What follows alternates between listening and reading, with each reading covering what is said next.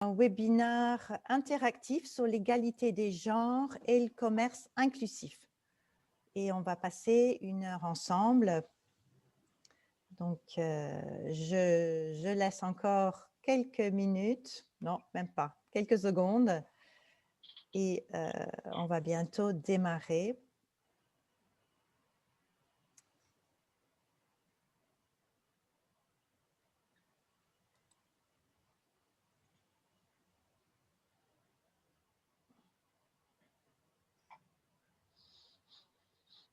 Bienvenue pour ceux et celles qui sont en train de nous rejoindre.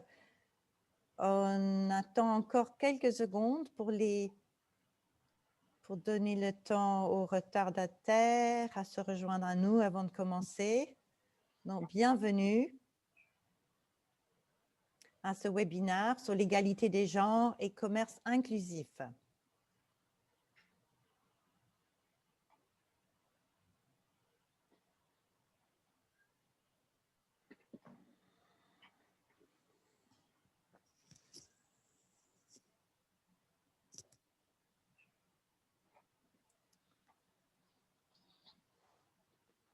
Je pense qu'on ne va pas tarder. Roland, Steve, est-ce qu'on commence? Je vois encore, il y a quelqu'un dans la salle d'attente. On peut commencer? On va commencer. Super. Super.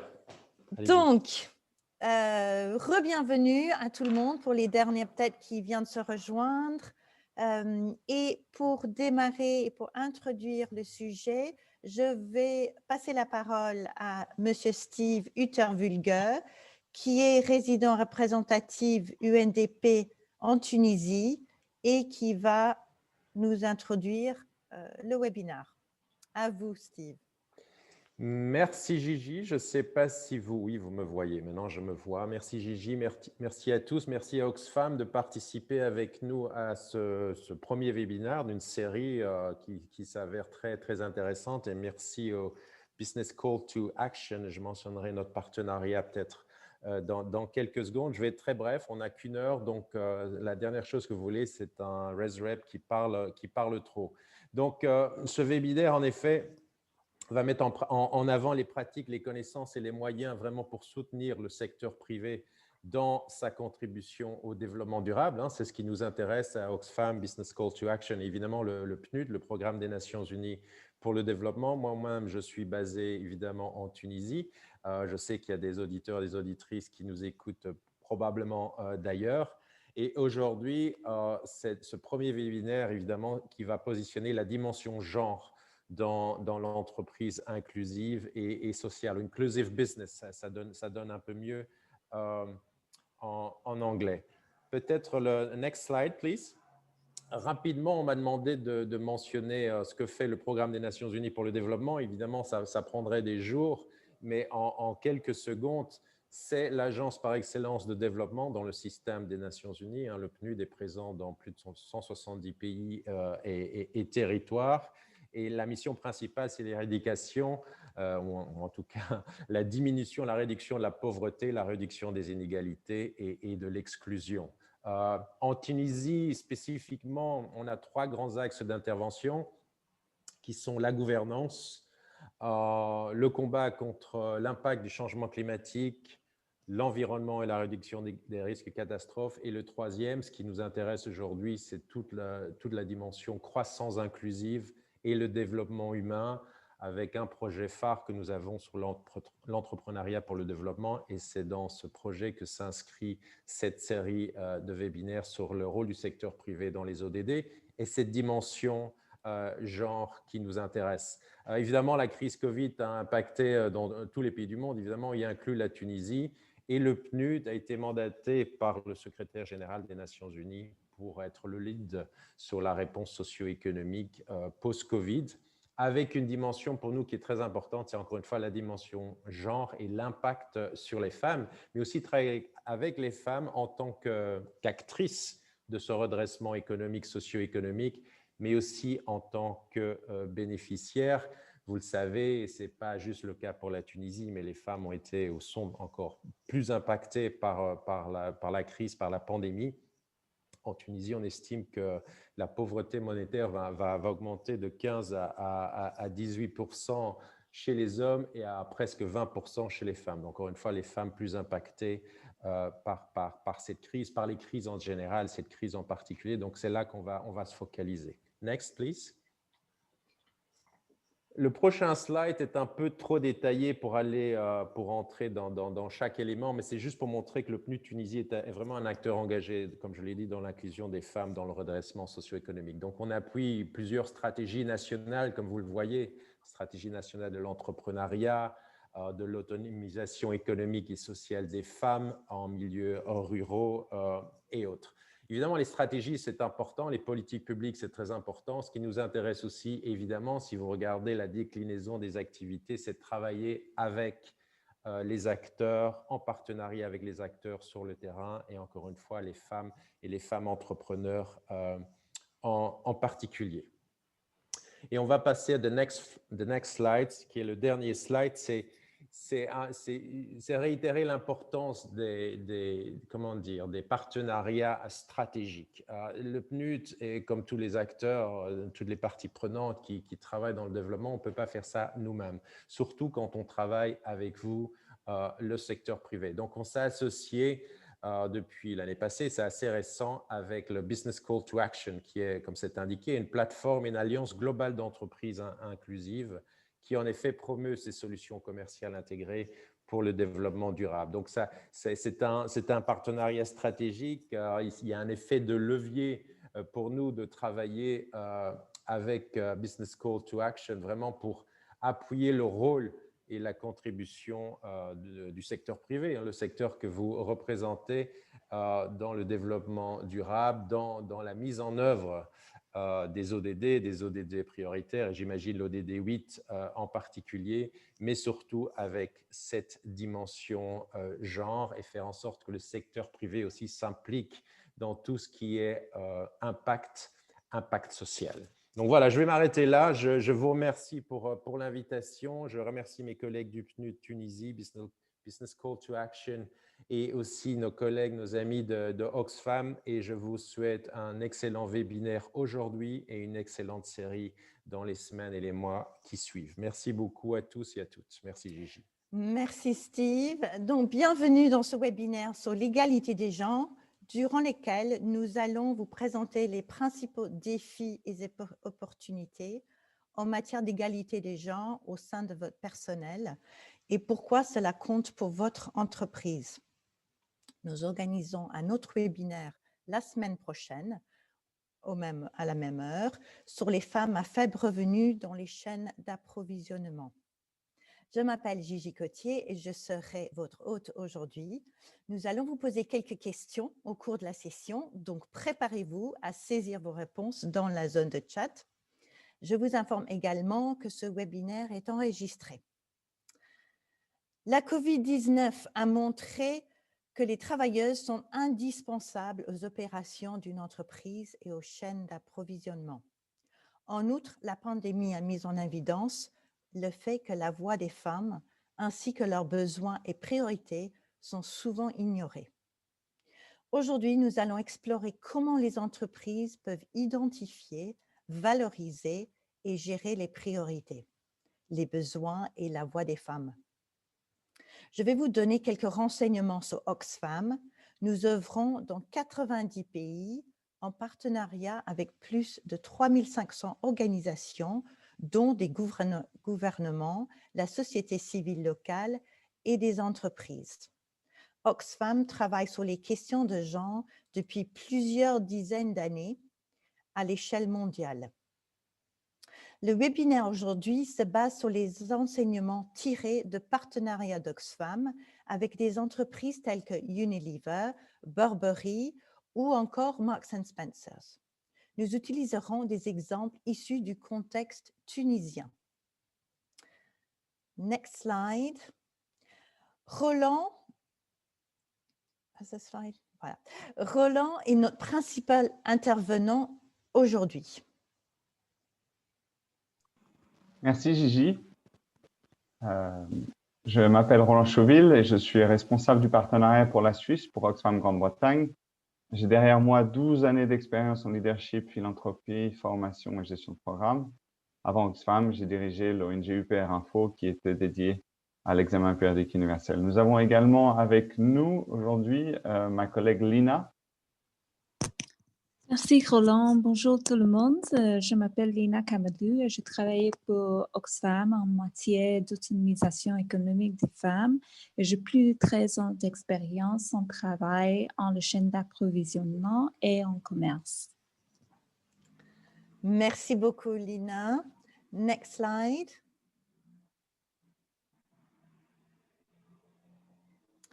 Pendant cette session d'1 heure, nous couvrirons 4 thèmes, en commençant par l'égalité des genres et son importance, puis nous passerons au travail de soins non rémunérés et pourquoi ce sujet est pertinent pour les entreprises. Nous nous intéresserons ensuite à la question de la sécurité sur le lieu de travail et en dehors et examinerons plusieurs façons de lutter contre les violences basées sur le genre. Nous finirons par une discussion sur les limites des audits et l'importance d'aller au-delà des audits. Next slide.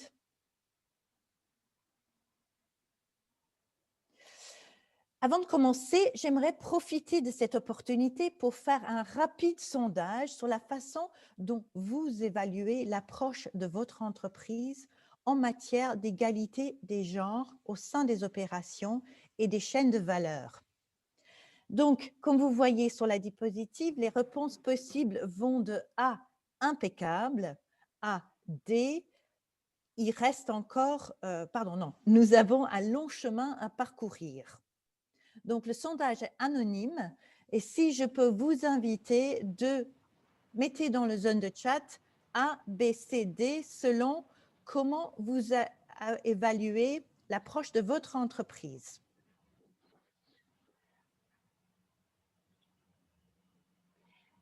Gigi, the poll isn't working. Is that okay to...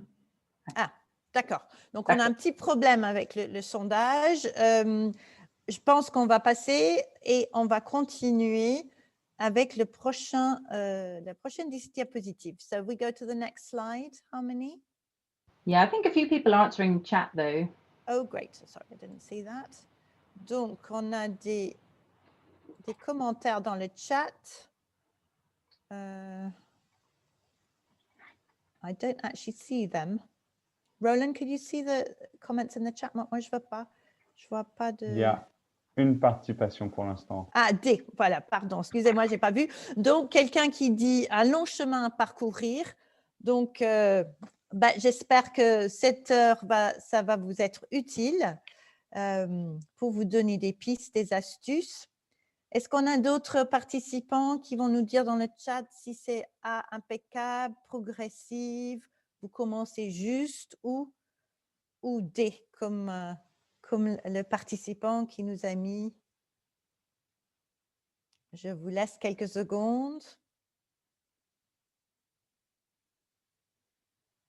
Je ne veux pas trop vous mettre la pression, mais on a beaucoup de choses à partager avec vous.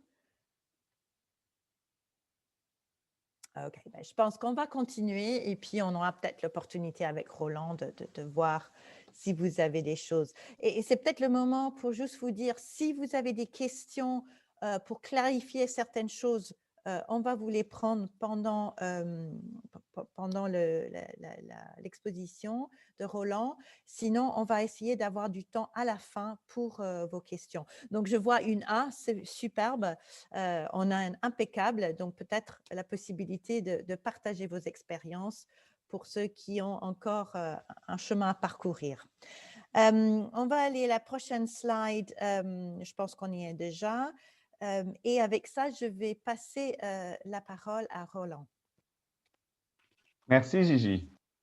Bonjour à tous, rebonjour à tous. Alors, il est important de noter que nous sommes aujourd'hui très loin d'atteindre l'égalité des genres au niveau mondial. Selon le rapport 2020 sur l'inégalité des genres dans le monde du Forum économique mondial, il faudra encore 100 ans pour combler l'écart entre les sexes et 257 ans pour parvenir à la parité sur le lieu de travail. Ce chiffre était de 202 ans dans le dernier rapport. Les progrès sont donc au point mort. Dans ce même rapport, en Tunisie, l'écart entre les sexes est de 64%, plaçant le pays au 124e rang mondial, alors qu'il était à la 90e place en 2006.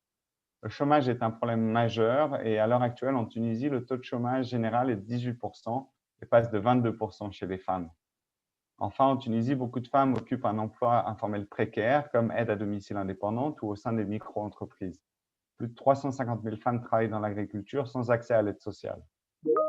Pardon. Un changement radical est nécessaire afin d'aller plus loin et plus vite en faveur de l'égalité des genres. Next. En 2015, les Nations Unies ont identifié 17 objectifs de développement durable, les ODD. Le 5e porte sur l'égalité des genres.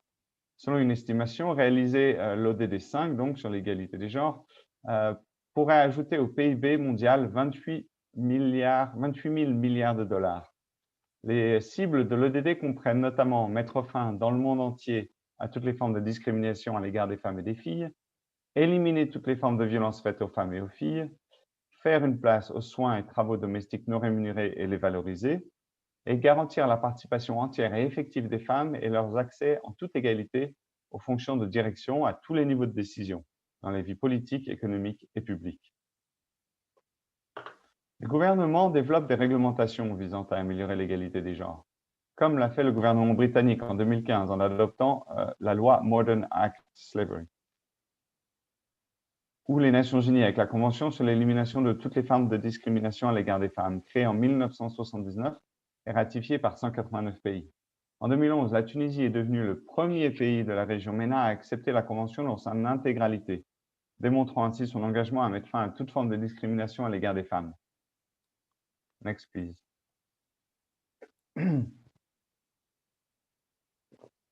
Que peuvent faire les entreprises? Les Nations Unies ont développé les principes d'autonomisation des femmes, soulignant les actions que peuvent mener les entreprises afin de favoriser l'autonomisation des femmes. Plus de 2700 entreprises souscrivent à ces principes.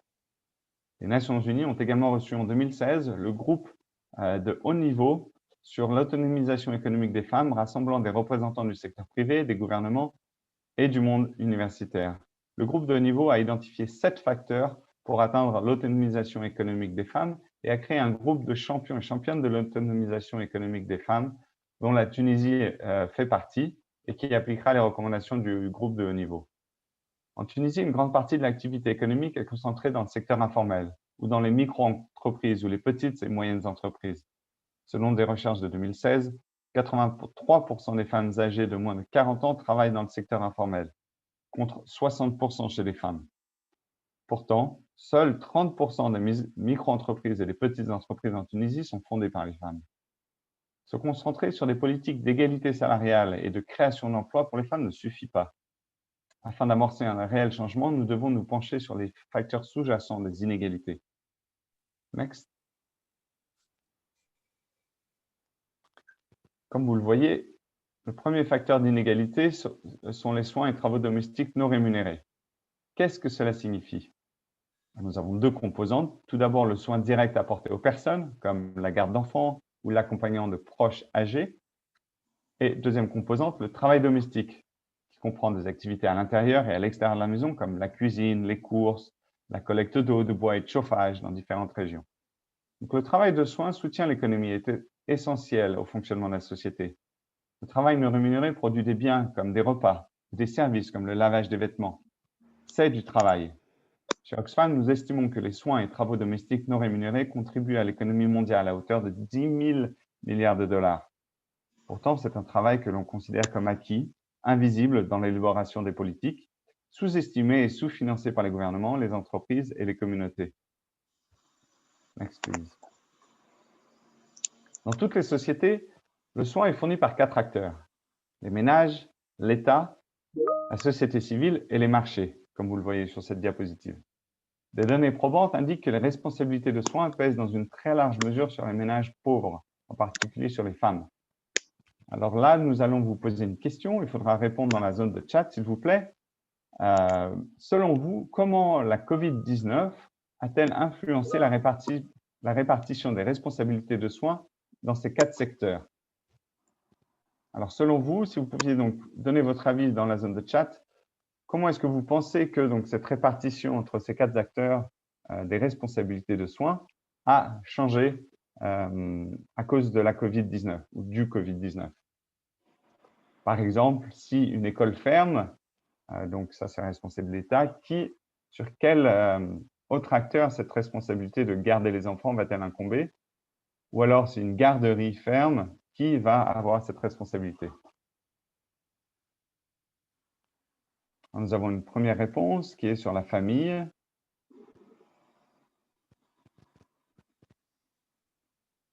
Deuxième réponse sur la famille.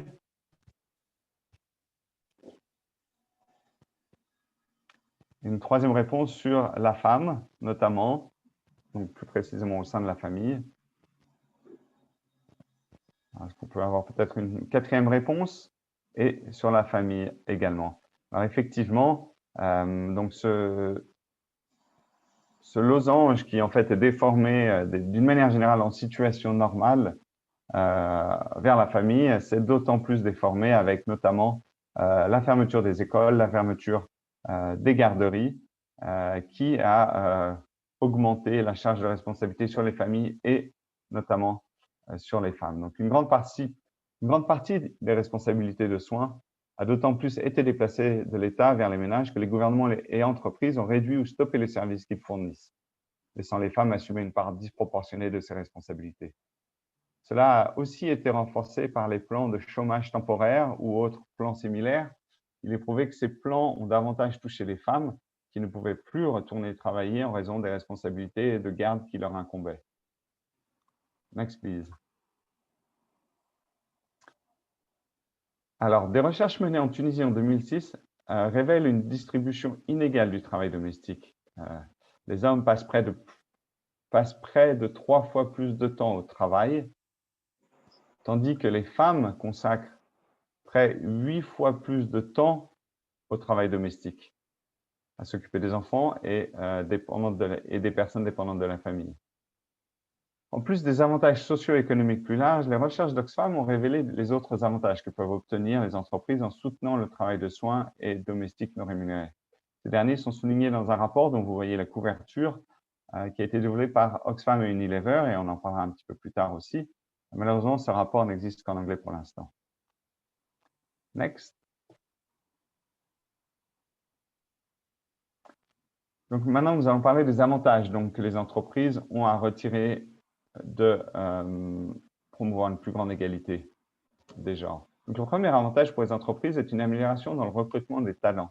En effet, une entreprise appliquant une politique soutenant les soins et travaux domestiques non rémunérés, notamment en proposant un congé parental et des horaires flexibles, attire et retient plus facilement le personnel. Ainsi, 77% des travailleurs et travailleuses affirment qu'un congé parental peut influencer leur choix en matière d'employeur. En Tunisie, le congé maternité consiste en 30 jours de congé pour s'occuper d'un nouveau-né, mais rémunéré seulement à 67% du salaire de base. Le congé parental, lui, est de 14 semaines. Enfin, le congé paternité est seulement de 2 jours, ce qui suggère que prendre soin d'un enfant est considéré exclusivement comme le devoir des femmes. Next. Le deuxième avantage réside dans le fait qu'en soutenant leurs employés, en adoptant une version holistique et en les aidant à gérer leurs responsabilités en termes de soins et travaux domestiques non rémunérés, les entreprises voient les performances des employés ainsi que leurs engagements augmenter à mesure que la fatigue de l'absentéisme diminue. Une étude menée auprès de plus de 1500 entreprises indique que 70% de celles proposant des politiques de congés améliorées constataient une amélioration de la productivité des employés. Next.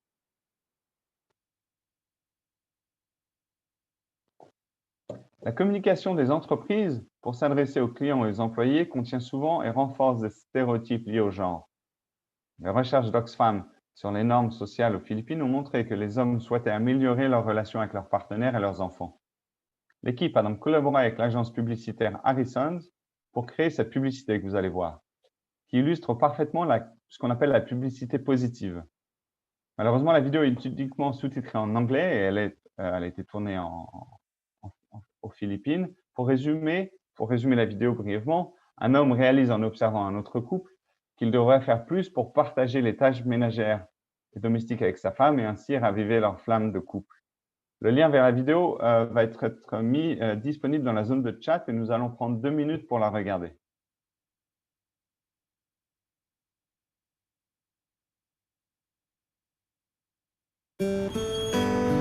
Buti pa sila, meron panlambingan. Buti pa sila, meron pang kilig. Siguro dapat ibalik natin yung dati.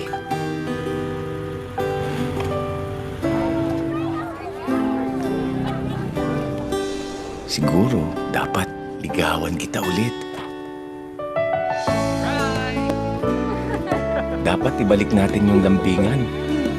Ibalik natin yung kilig. I love you. Ang pagkukusa sa gawaing bahay ay pagmamahal sa iyong may bahay. Because care work is teamwork.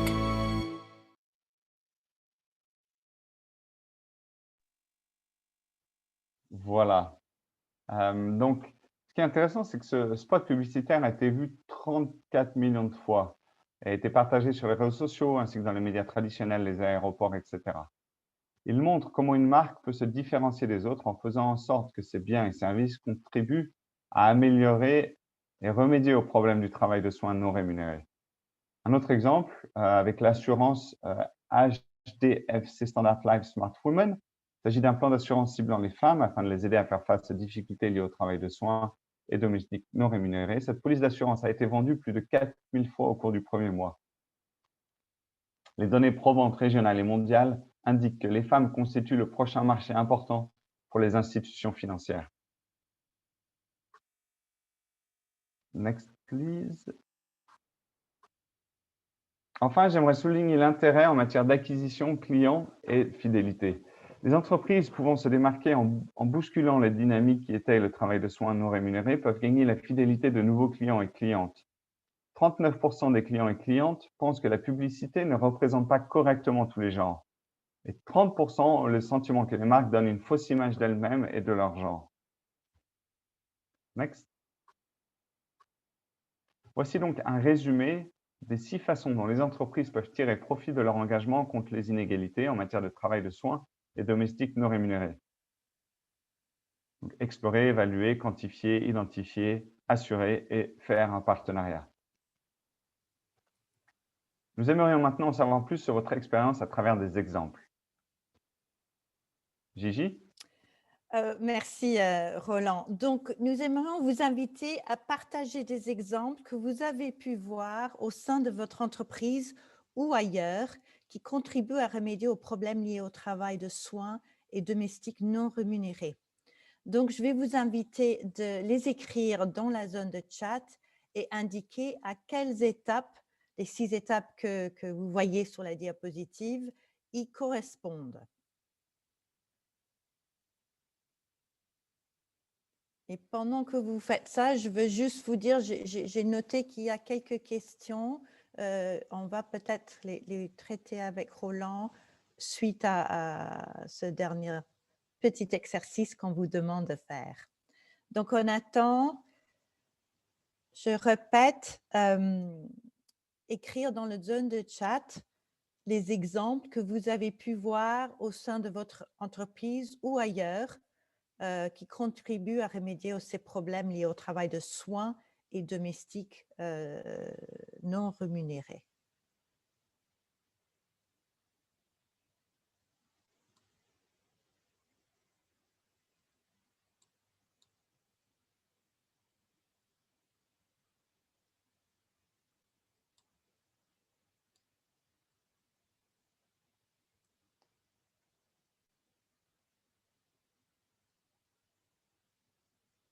Est-ce qu'on a des exemples? Est-ce que quelqu'un veut partager quelque chose sur ce sujet avec nous?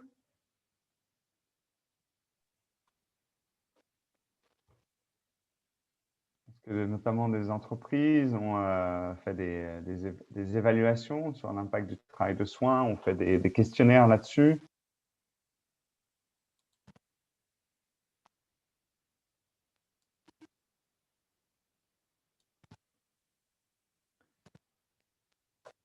Alors, il apparaît clairement qu'un certain nombre d'entreprises sont déjà en train de développer des moyens innovants pour reconnaître le travail de soins et domestiques non rémunérés. Il est fort probable que cela devienne une priorité à l'avenir et les entreprises déjà engagées auront une longueur d'avance. Merci Gigi. Nous allons donc, pour les questions qui sont dans le chat, on va prendre le temps à la fin d'essayer d'y répondre. Merci de les avoir déjà partagées. Donc, next please, on va passer maintenant au troisième principe d'autonomisation économique des femmes qui concerne leur sécurité et leur santé à la fois dans le travail et en dehors du travail. Et cela comprend notamment la lutte contre les violences basées sur le genre. Nous savons que les statistiques sur les violences faites aux femmes et aux filles sont choquantes au niveau mondial. Une femme sur 3 travaillant dans une usine de vêtements a été confrontée au harcèlement sexuel au cours des 12 derniers mois. Dans le monde, 35% des femmes ont été confrontées à une forme de violence physique ou sexuelle au cours de leur vie. Les recherches effectuées en Tunisie révèlent que 47% des femmes ont déjà été confrontées à une forme quelconque de violence et 17% seulement d'entre elles l'ont signalé. 55% des femmes déclarent que les violences se produisent souvent. Next. Mais les violences basées sur le genre, qu'est-ce que c'est exactement? Le genre est défini par la société et dicte souvent comment les femmes et les femmes doivent se comporter. Par exemple, cela signifie que nous avons des préjugés concernant le type d'emploi convenant à une femme ou à un homme. Nous définissons les violences basées sur le genre par l'usage du pouvoir afin de renforcer les attentes relatives aux normes sociales et genrées. Par exemple, dans certaines usines, on attend des superviseurs qu'ils crient et se comportent de manière agressive. Dans certains cas, cela peut engendrer des violences physiques ou verbales contre les femmes qui travaillent sous leur supervision. Les violences basées sur le genre peuvent être d'ordre physique, sexuel ou psychologique. Si les superviseurs donnent le là en matière de comportement dans une usine, d'autres hommes peuvent ensuite avoir l'impression d'avoir la permission de traiter leurs collègues femmes de la même façon. Ce que vous voyez sur cette diapositive, ce sont des statistiques qui montrent qu'il s'agit d'un problème global et non pas le fait de quelques actes de violence isolés.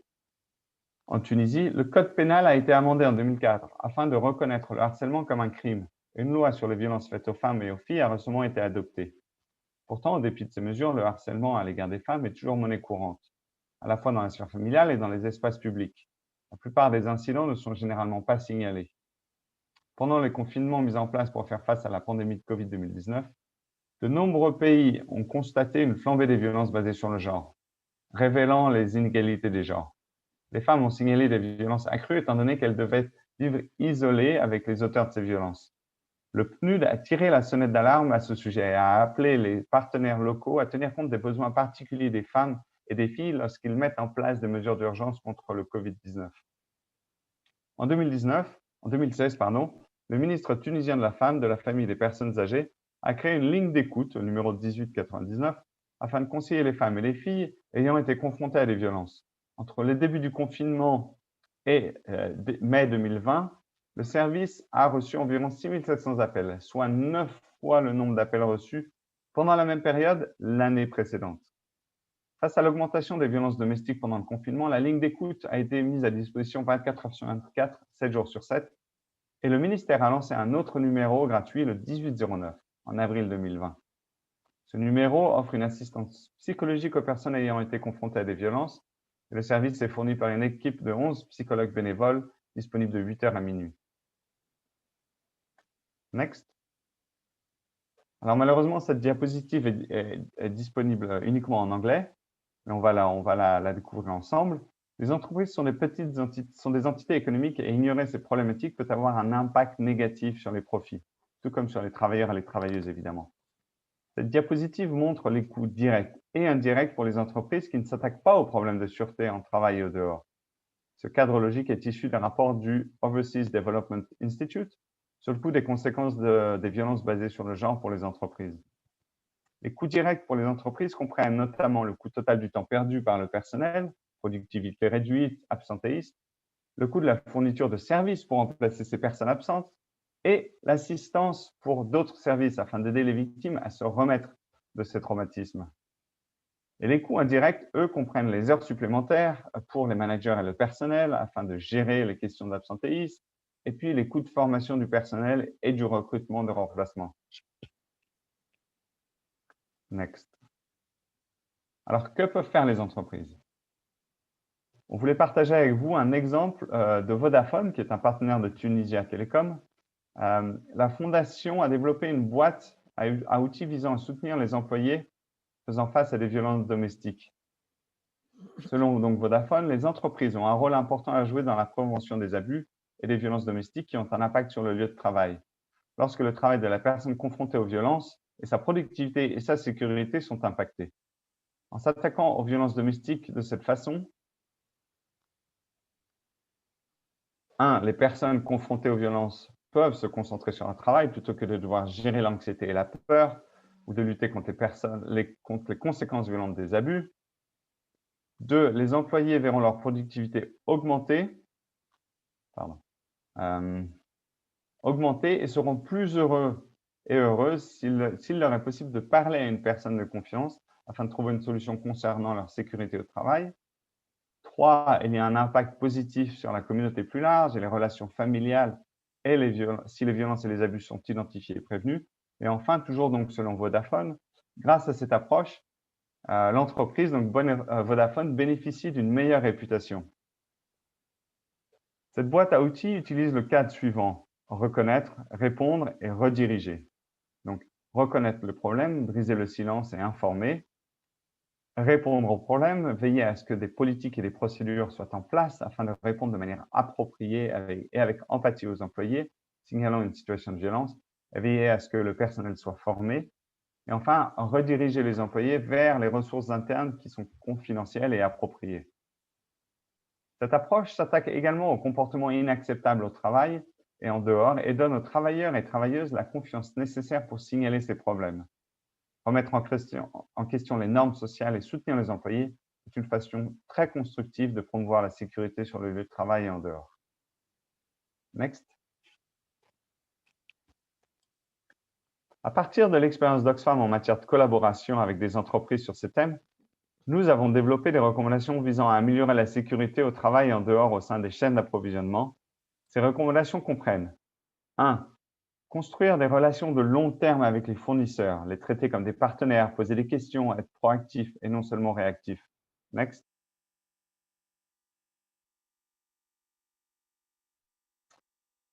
Mettre en place des politiques et pratiques innovantes et les inclure à votre code de conduite pour les fournisseurs, par exemple des mécanismes de plainte, une formation sur les droits pour le personnel.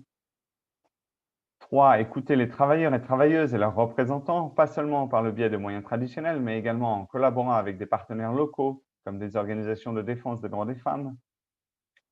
4. Effectuer des recherches sur mesure, telles que des diagnostics sur les normes sociales et une cartographie des risques. 5. Faire preuve de transparence, cela favorise un climat de confiance. Et enfin, ne pas oublier les hommes, ils font partie de la solution holistique. Next.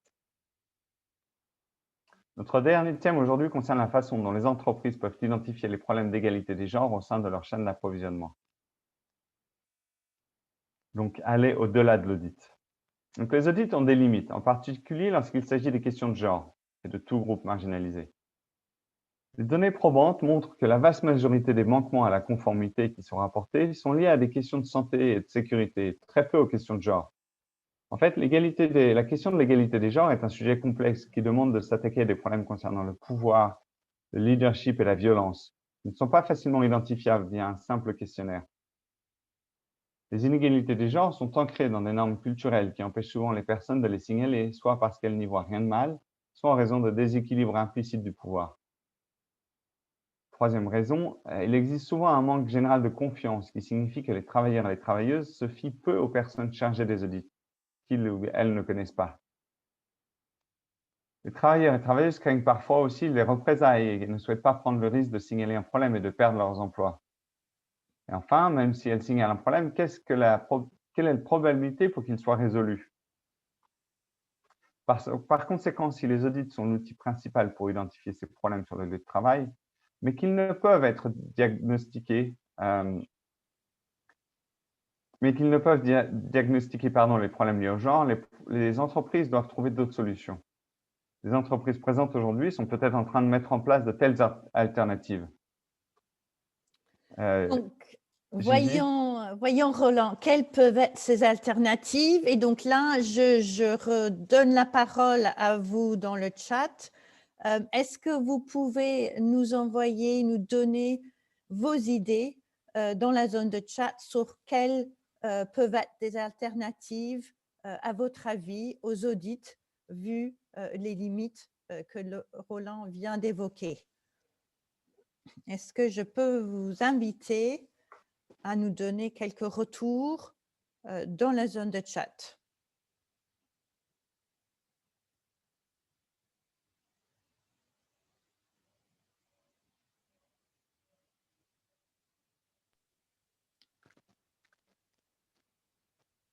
Est-ce que vous avez quelque chose à dire sur ces audits, des alternatives que vous avez vues dans des sociétés, les vôtres ou ailleurs peut-être? Je crois que nous avons des participants Alors très oui, timides. j'ai quelque chose ici, je pense, c'est par rapport à ça, j'espère pas me tromper. Une réunion one-on-one dans les entreprises entre l'agent et son superviseur, des entretiens individuels sont une possible solution. Tout à fait, je vois que ça répond à certains des problèmes soulevés des audits.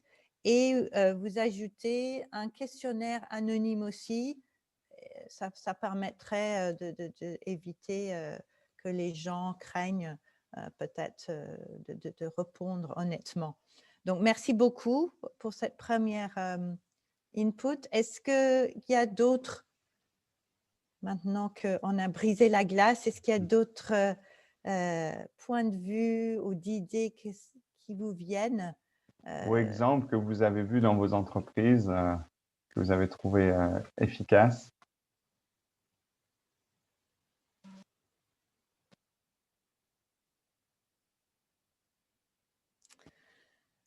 Bon, j'aimerais bien vous laisser encore un petit peu de temps, mais je pense que Roland, tu as encore quelque chose à nous dire. Et puis ça, j'ai vu qu'il y a quand même quelques questions dans le chat, donc on va pouvoir laisser le temps d'y répondre. Je te laisse continuer, Roland. Ça marche, avançons. Donc, suite à notamment ces deux idées, nous avons aussi quelques suggestions sur des solutions alternatives d'audit qui permettront d'améliorer la vie et les conditions de travail des femmes dans vos opérations et vos chaînes d'approvisionnement. Alors, tout d'abord, créer un espace pour que les travailleurs et travailleuses puissent se faire entendre, ce qui, pour les femmes, signifie créer des espaces séparés des hommes. Cela mettra en évidence les risques sur le lieu de travail. Deuxièmement, utiliser des évaluations des risques pour les droits humains sous le prisme prépondérant des questions de genre dans le cadre des procédures de diligence voulues en matière de droits humains afin de signaler les risques dans votre chaîne d'approvisionnement. Troisièmement, créer des relations solides avec les fournisseurs qui sauront que vous ne cesserez pas la collaboration en cas de problème grave. Engagez-vous à régler les problèmes ensemble. Pour ce faire, toutes les parties doivent adhérer au principe d'égalité des genres et ne pas les considérer uniquement comme une formalité. Quatrième, impliquez vos équipes des achats et de l'approvisionnement. L'égalité des genres est souvent perçue comme relevant de la responsabilité de l'équipe en charge de la durabilité, alors qu'elle relève en fait de la responsabilité de tous et toutes. Les droits humains, le genre et le droit du travail doivent être intégrés aux stratégies et procédures d'approvisionnement, ainsi qu'aux contrats avec les fournisseurs. Enfin, collaborer avec des organisations de la société civile, y compris avec des syndicats et des organisations de défense des droits des femmes, afin d'approfondir vos connaissances dans le domaine et de comprendre les contextes locaux pour trouver des solutions fonctionnantes pour toutes les parties. Next. Donc, voici un exemple de ce qu'on a fait avec notamment l'entreprise Unilever. Donc, Unilever voulait mieux comprendre les conditions de travail dans ses chaînes d'approvisionnement au Vietnam. Nous avons conduit des recherches dans 3 de leurs usines et publié un rapport comprenant une série de recommandations, notamment sur l'amélioration de l'égalité des genres. 4 ans plus tard, Oxfam a effectué une visite de suivi et rédigé un rapport indiquant une augmentation significative de la transparence et de la redevabilité en matière de droits humains. Next. Nous avons couvert un grand nombre de sujets aujourd'hui, donc nous allons conclure avec les points clés, suivis d'une courte session de questions, parce que je vois il nous reste quand même un tout petit peu de temps, Roland. Voilà, alors pour résumer, next, ce que l'on a couvert aujourd'hui comprend plusieurs éléments. Donc, tout d'abord, l'égalité entre les genres est importante. Se pencher sur la question ne revient pas uniquement à faire ce qui est juste, mais c'est aussi un atout de taille pour votre entreprise. Il existe un grand nombre de défis auxquels les femmes sont confrontées dans les opérations et les chaînes d'approvisionnement, que nous avons en partie abordés. Les entreprises peuvent soutenir les femmes dans leurs opérations et chaînes d'approvisionnement en les aidant à trouver l'équilibre entre leur emploi rémunéré et leurs responsabilités en termes de soins et travaux domestiques non rémunérés. Un tel soutien peut ainsi améliorer la productivité et réduire les taux d'absentéisme et la rotation du personnel. De la même façon, les entreprises sont gagnantes lorsqu'elles se penchent sur la sécurité au travail et en dehors, à la fois dans les opérations et les chaînes d'approvisionnement. Et enfin, les entreprises sont mieux positionnées pour soutenir l'égalité des genres lorsqu'elles vont au-delà de l'audit afin d'identifier et de gérer les problèmes liés au genre dans leurs opérations et chaînes d'approvisionnement. À toi, Gigi. Merci, Roland. Donc, avant de commencer les questions, je ne veux pas qu'on laisse ça de côté, mais pour ceux qui sont obligés de nous quitter, merci d'avoir participé à ce webinaire afin d'en savoir plus sur la question si importante de l'égalité des genres. Ce webinaire sera bientôt disponible sur le site de Business Call to Action. Et comme je vous disais au début, nous organisons un autre webinaire mercredi prochain sur les femmes à revenus faibles dans les chaînes d'approvisionnement. Si vous souhaitez en savoir plus sur tous ces sujets abordés aujourd'hui, n'hésitez pas à nous contacter via les coordonnées affichées à l'écran. Donc, il nous reste heureusement de temps à répondre à des questions pour ceux qui souhaitent rester et l'enregistrement prendra fin maintenant. Nous comprenons que certaines personnes sont obligées de quitter, mais là, je voudrais peut-être avant toute question demander à Maya si vous avez un dernier mot à dire.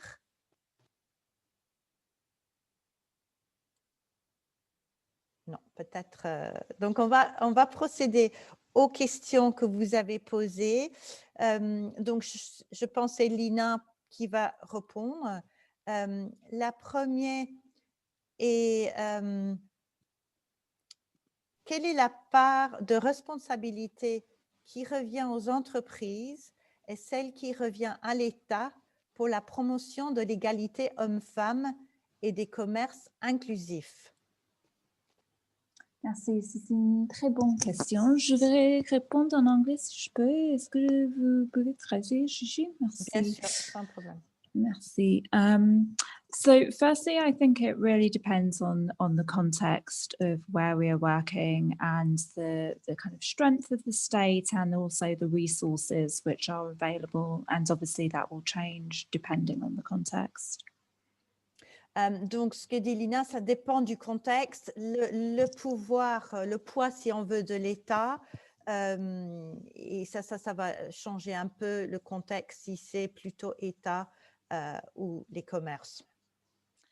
One of the things that we found which can work well if it's done kind of correctly are potential partnerships between the state, the private sector, and also civil society. So looking at leverage joint investment and expertise from all three areas with obviously kind of participatory approaches with local communities. Donc, ce qu'on a trouvé qui marche très bien, c'est des partenariats entre l'État, les entreprises et la société civile. Donc là, on a des exemples où ça peut être une solution. And companies can really invest strategically in ways which benefit their business as well. So it makes business sense for companies to do this, but it also benefits the wider community where their operations are based. Donc, ça peut être stratégique pour la société elle-même, mais ça a un effet, bien sûr, bénéfique sur la communauté plus large. And one of the companies that we have is working with Unilever, for example, where we were looking to reduce the number of hours that women were spending on unpaid care and domestic work. And this involved Unilever investing in time and labour saving equipment.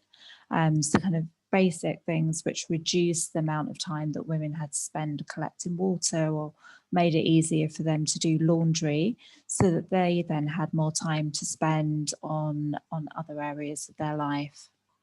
Donc, l'exemple cité par Lina, c'est Unilever qui a mis en place quelques programmes pour réduire le temps que les femmes passaient soit à faire de la lessive, soit à aller prendre de l'eau, et qui leur laissait bien sûr du temps à faire autre chose.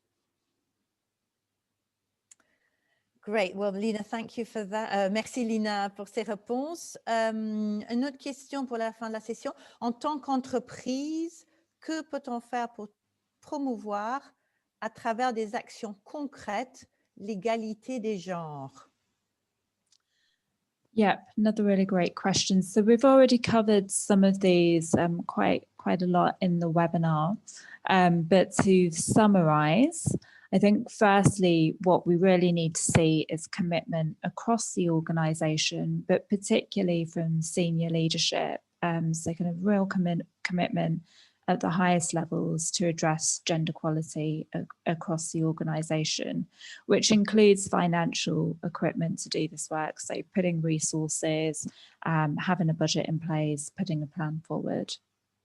Donc, Lina dit, on en a évoqué certains pendant le webinaire, mais deux choses supplémentaires importantes pour être le sponsoring ou l'implication du leadership au plus haut niveau, et deuxièmement, de mettre des ressources financières derrière pour pouvoir vraiment mettre en place différentes actions. And one of the things that we would really encourage is public commitments as well. Because that can really hold companies to account. Donc, ce qu'on encouragerait en particulier, c'est des convictions au niveau public, des prises de position. Ça aussi peut avoir un grand effet.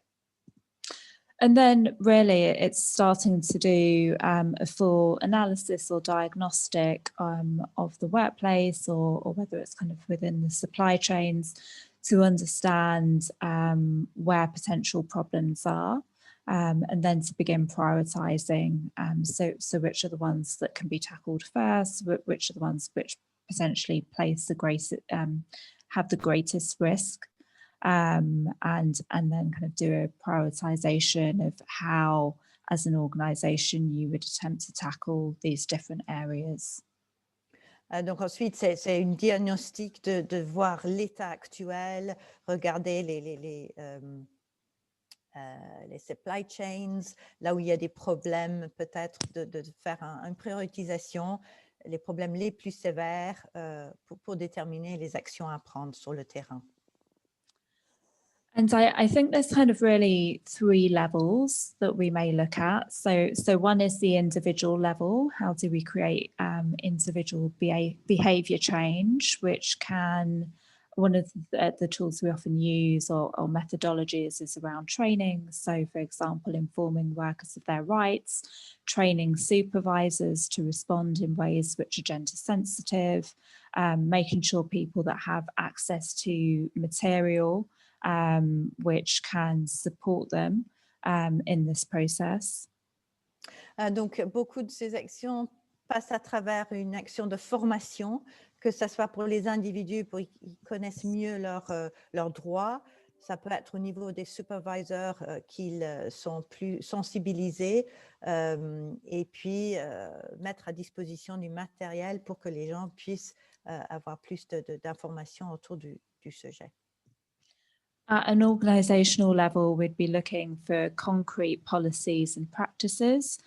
So things like flexible parental leave, clear policies around sexual harassment, and clear mechanisms for dealing with issues of sexual harassment or grievances.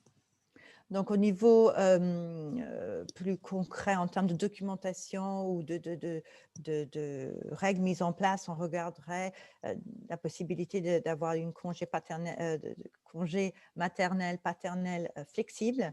I forgot the second one, sorry. Lina. Which was around, for example, sexual harassment Oui, and having autour clear de- mechanisms. Voilà, des politiques très claires autour de l'harassement sexuel, des mécanismes, des façons de remonter ça et d'être conscient des problèmes.